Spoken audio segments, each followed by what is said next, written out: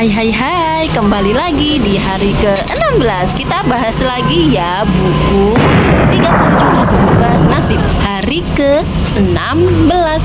Judulnya adalah Ubah Kompetensi. Banyak orang yang ingin nasibnya berubah, ingin hidup lebih baik, ingin masalahnya selesai, tapi sering lupa Allah itu tidak akan mengubah keadaan suatu kaum sampai mereka itu mengubah apa yang ada pada diri mereka. Dan salah satunya yang paling penting untuk diubah adalah kompetensi.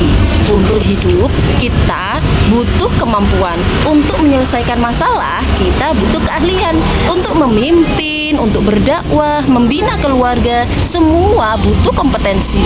Nabi mengingatkan tanda kehancuran adalah ketika urusan diserahkan kepada yang bukan ahlinya. Dan Islam tidak pernah mengajarkan umatnya menjadi asal-asalan. Islam tidak pernah mendidik kita jadi umat yang lemah atau tidak profesional.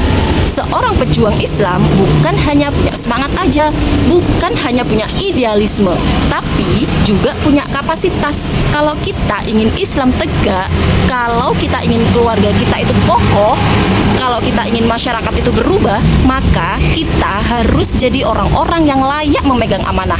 Pejuang Islam itu bukan cuma pandai bicara ya, tapi juga terus belajar, meningkatkan kemampuan, mengasah diri. Apalagi saya misalnya sebagai ibu rumah tangga pejuang Islam harus paham bagaimana mendidik anak dengan akidah yang kuat, harus paham bagaimana mengelola atau mengatur keuangan itu sesuai dengan syariat, harus paham bagaimana membangun rumah tangga yang sakinah.